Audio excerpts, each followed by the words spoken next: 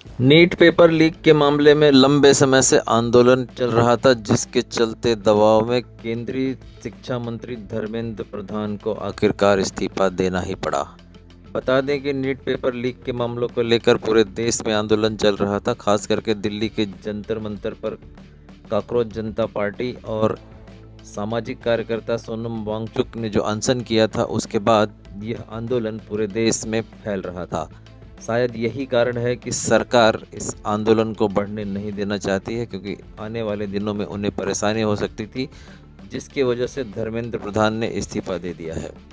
हालांकि इस इस्तीफे के बाद पूरे देश में जो छात्र आंदोलनरत थे वो जश्न मना रहे हैं, लेकिन छात्रों की जो समस्याएं हैं वो आने वाले दिनों में और कम होंगी या नहीं, इसे भी देखना एक पहलू है। दूसरी तरफ धर्मेंद्र प्रधान के इस्तीफे के बाद राजनीतिक क्षेत्र में बड़े पैमाने पर चर्चाओं का दौर शुरू हो जा रहा है। पक्ष में और विपक्ष में लोग अपनी बातें रख रहे हैं, लेकिन सबसे बड़ा सवाल जो है वो महाराष्ट्र से आ रहा है कि महाराष्ट्र के जो वर्तमान मुख्यमंत्री हैं वो देवेंद्र फडणवीस, क्या उन्हें केंद्र में शिक्षा मंत्री के पद पर बिठाकर सरकार धर्मेंद्र प्रधान की कमी को पूरा करने की तैयारी में है? इसका सवाल जो है उसका जवाब आने वाले दिनों में ही मिल सकता है। बहरहाल छात्रों के आंदोलन ने एक बड़ी जीत हासिल की है, जिसे धर्मेंद्र प्रधान का इस्तीफा कहा जा रहा है।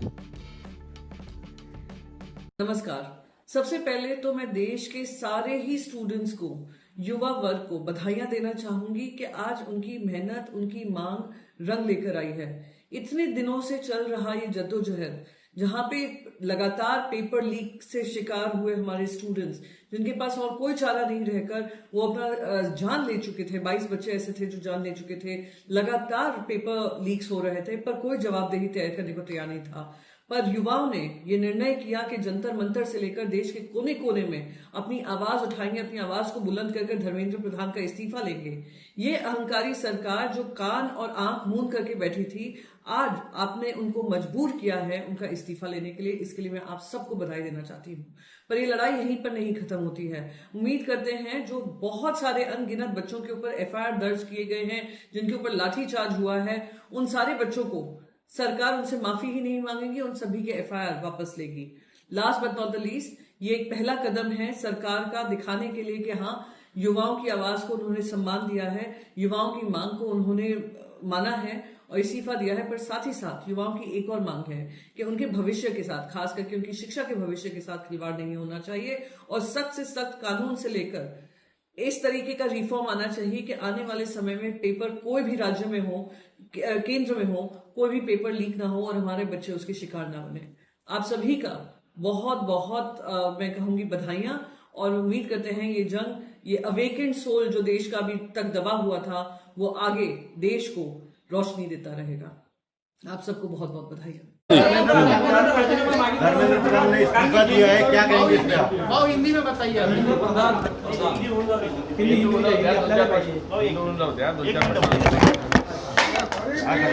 देखो, पिछले 12-14 साल से शिक्षा व्यवस्था को जो इस सरकार ने, मोदी सरकार ने हैंडल किया, उस व्यवस्था को पूरी बर्बाद करने का काम किया और इसके खिलाफ शिक्षक और शिक्षा के लिए या इस देश का जैन जी एक समर्पित भाव से रास्ते पर उतरा।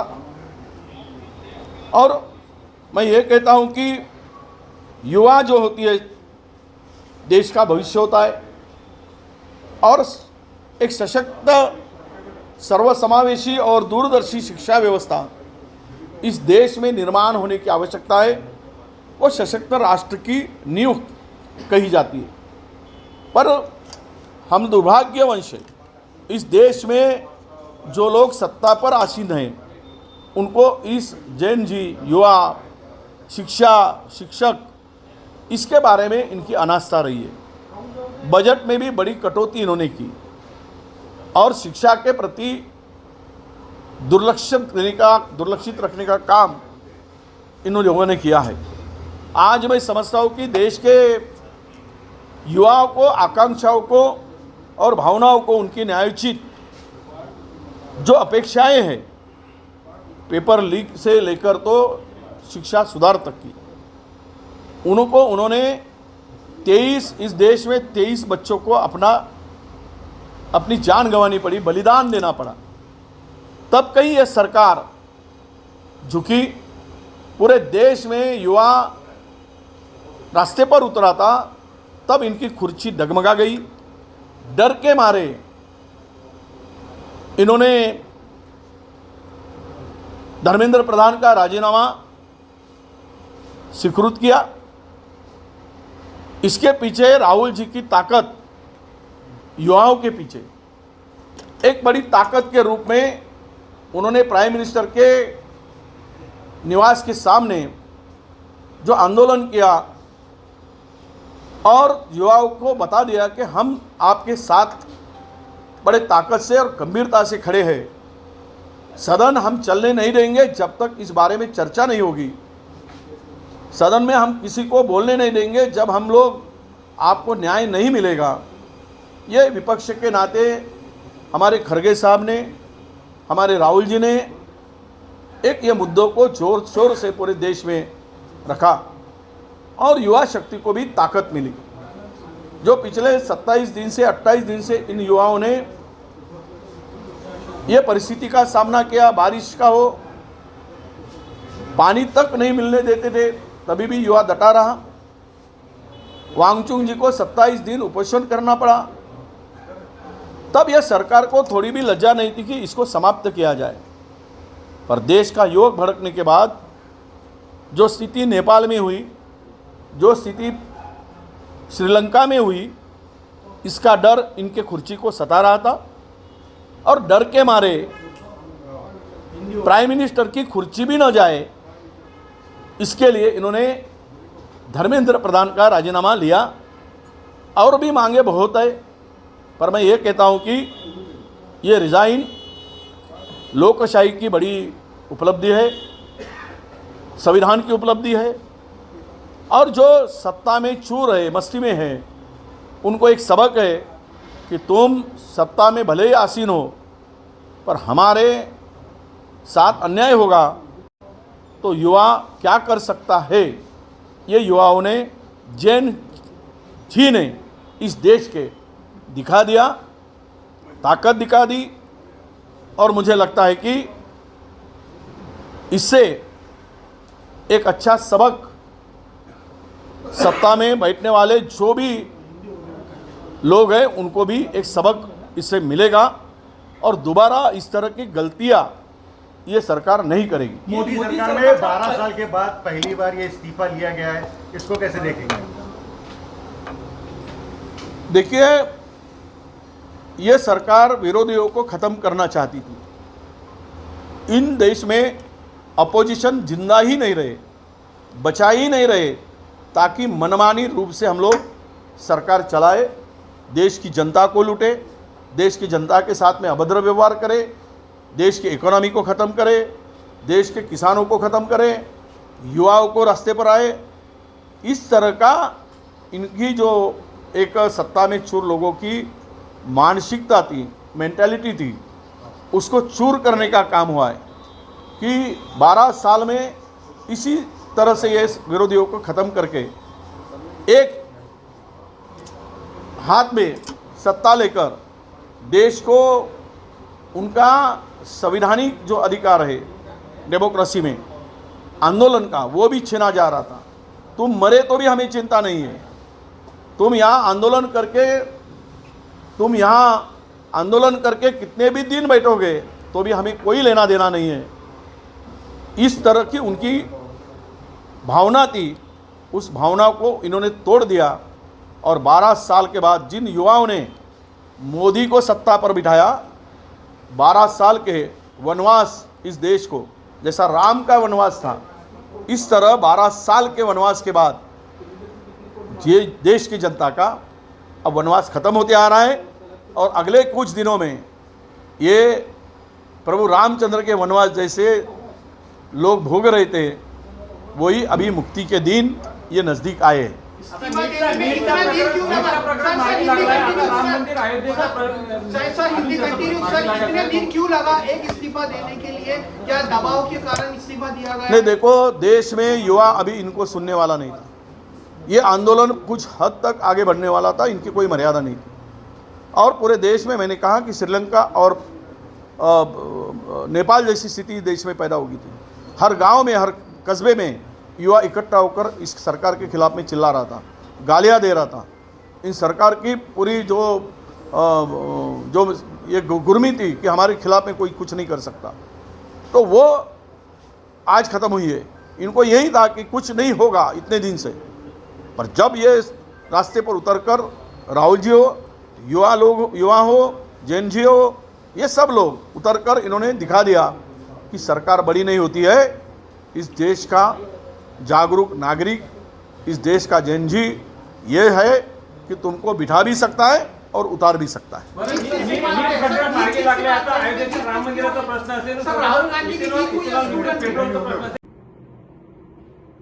सम्मान्य प्रधानमंत्री श्री नरेंद्र मोदी जी ने कल ही कहा था कि सरकार विद्यार्थियों के साथ है, उनके परिवारों के साथ है।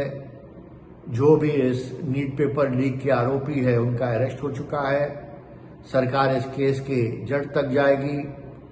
जो भी इसमें और आरोपी पाए गए हैं उनके ऊपर कार्रवाई होगी, उनकी अरेस्ट होगी, उनको बख्शा नहीं जाएगा, उनको कड़ी से कड़ी सजा दी जाएगी। सरकार प्रतिबद्ध है। आज धर्मेंद्र प्रधान जी ने तो इस्तीफा दे दिया है, लेकिन हम पूछना चाहते हैं कि कांग्रेस के कार्यकाल में हर साल जो पेपर लीक होता था तब कोई भी मंत्री ने इस्तीफा क्यों नहीं दी? जो इतना भ्रष्टाचार होता था तब कोई भी मंत्री ने इस्तीफा क्यों नहीं दी? और यही फर्क है मोदी सरकार में और कांग्रेस सरकार में कि हम विद्यार्थियों के साथ खड़े हैं और कांग्रेस इस बात की पॉलिटिक्स करती है और लोगों को भड़काने, गुमराह करने का और समाज में तनाव पैदा करने का वातावरण पैदा करती है। सर, आज धर्मेंद्र प्रधान यांनी राजीनामा दिलेला आहे. केंद्रीय शिक्षण मंत्री कसं पाहता, याच्याकडे काय सांगा? अतिशय आनंदाची गोष्ट आहे की शेवटी विद्यार्थ्यांच्या ताकदीसमोर केंद्र शासनाला झुकावं लागलं. ज्या पद्धतीनं देशामध्ये वारंवार परीक्षेमध्ये जे गैरप्रकार होत होते त्याच्यामुळे विद्यार्थ्यांमध्ये फार मोठा आक्रोश होता आणि हा आक्रोश प्रामुख्याने दिल्ली येथे जंतर मंतर येथे कॉकरोच पार्टीच्या माध्यमातून त्याचे प्रमुख अभिजितजी दिपके जे महाराष्ट्राचे आहेत ते तिथे आंदोलन बसले. सोनमजी वांगचूक साहेब ते आंदोलन बसले. सोनमजी वांगचूक यांनी 26 दिवस आंदोलन केलं, पण तरी पण सरकारने यांच्याकडे लक्ष दिलं नाही. आणि दिवसेदिवस हा देशामध्ये महाराष्ट्र असो, गुजरात असो, पंजाब असो, बिहार असो, प्रत्येक राज्यामध्ये हा विद्यार्थ्यांचा आक्रोश दिवसेदिवस वाढत होता. आणि शेवटी या 12 वर्षामध्ये एकाचा सुद्धा राजीनामा मोदी सरकारमध्ये झाला नव्हता. पण हा राजीनामा विद्यार्थ्यांच्या ताकदीसमोर मोदी सरकारला धर्मेंद्र प्रधान यांचा राजीनामा घ्यावा लागला. ही विद्यार्थ्यांची आणि संविधानाची खरी ताकद आहे. अखेर धर्मेंद्र प्रधान यांना राजीनामा द्यावाच लागला. मात्र त्यांच्या राजीनाम्याने हुरळून जाण्याची आवश्यकता नाही. मुळात गेल्या 10 वर्षापेक्षा अधिक काळ धर्मेंद्र प्रधान यांनी एकत्रित परीक्षांवर पकड मिळवली होती, कंट्रोल मिळाला होता. वन नेशन वन एक्झामिनेशनच्या माध्यमातून संपन्न होणाऱ्या सर्व परीक्षांमध्ये धर्मेंद्र प्रधानांनी 152 पेक्षा अधिक वेळेला पेपर लीक केला. याचा अर्थ काय की वर्गविशेष आणि स्वतःच्या राजकीय पक्षाला आणि हितसंबंधांना त्यामध्ये प्रवेश सुनिश्चित करायचा, तर दुसऱ्या बाजूला जे निवडक जे शिकवणीचे वर्ग आहेत त्यांच्याकडून भ्रष्टाचार करायचा, त्यांच्याकडून पुरेपूर पैसे उकळायचे. एकंदरीत नीट्सच्या एक्झामसाठी पालक जेवढा खर्च करतो तो भारत सरकारच्या 5 विभागांनी एवढं मोठं बजेट या संपूर्ण नीट एक्झामिनेशनचं असतं. यातला भ्रष्टाचाराचा मोठा पैसा एकीकडे धर्मेंद्र प्रधानांना मिळाला, तर स्वतःच्या जवळचे विचारांचे आणि वर्गविशेषची मुलं त्यामध्ये त्यांनी प्रवेश मिळवून दिलेला आहे. त्यामुळे हे रॅकेट या वर्षीच्या 71व्या वेळा नीटचा पेपर फुटल्या एवढं हे प्रकरण नाही. याची पाळंमुळं फार खालपर्यंत गेलेली आहेत. या सर्वांचा शोध लागेपर्यंत तुम्हाला आपल्याला समाधान व्यक्त करता येणार नाही. त्यामुळे धर्मेंद्र प्रधान हे तात्काळ जेलच्या आड गेले पाहिजे. यांना ताबडतोब शासन झालं पाहिजे, कठोरात कठोर शिक्षा झाली पाहिजे आणि या संपूर्ण स्कॅन्डलचा पर्दाफाश होत असताना सर्व संबंधितांना कठोरात कठोर शिक्षा झाली पाहिजे. ही असणारी काँग्रेस पक्षाची मागणी आहे आणि हे आम्ही केल्याशिवाय राहणार नाही. थोडक्यात धर्मेंद्र प्रधान लवकरच चक्की पिसिंग या त्यांना दंड झाल्याशिवाय काँग्रेस पक्ष स्वस्थ बसणार नाही. ही असणारी आमची एकंदरीत भूमिका आहे. या राजीनाम्याने आम्ही आमचं आंदोलन कुठेही थांबवलेलं नाही. आमचा आजचा कॅन्डल मार्च होईल. यासोबतच पुढे देखील आंदोलन सुरू राहील. कारण संसदेमध्ये मेरिटवर चर्चा झाली पाहिजे आणि जे काही मुद्दे विरोधक मांडणार आहेत, राहुल गांधी मांडणार आहेत, या सर्वांवर जबाबदारीनं त्या ठिकाणी उत्तर आलं पाहिजे. ही आमची मागणी आम्ही तशीच लावून धरलेली आहे. तथा देशभरामध्ये ज्या विद्यार्थ्यांवर जे गुन्हे दाखल झालेले आहेत या आंदोलनाच्या दरम्यान, हे सरसकट सर्व गुन्हे खारिज केल्याशिवाय आम्ही स्वस्थ बसणार नाही. त्यासाठी देखील आमचं आंदोलन हे सुरू राहणार आहे आणि यासोबतच या संपूर्ण प्रकरणाच्या अनुषंगानं देशाच्या पंतप्रधानांनी देशाची माफी मागावी. या आमच्या राहिलेल्या ज्या 3 मागण्या आहेत, या 3 मागण्यांकरता आमचं हे आंदोलन यापुढे असे सुरू राहील.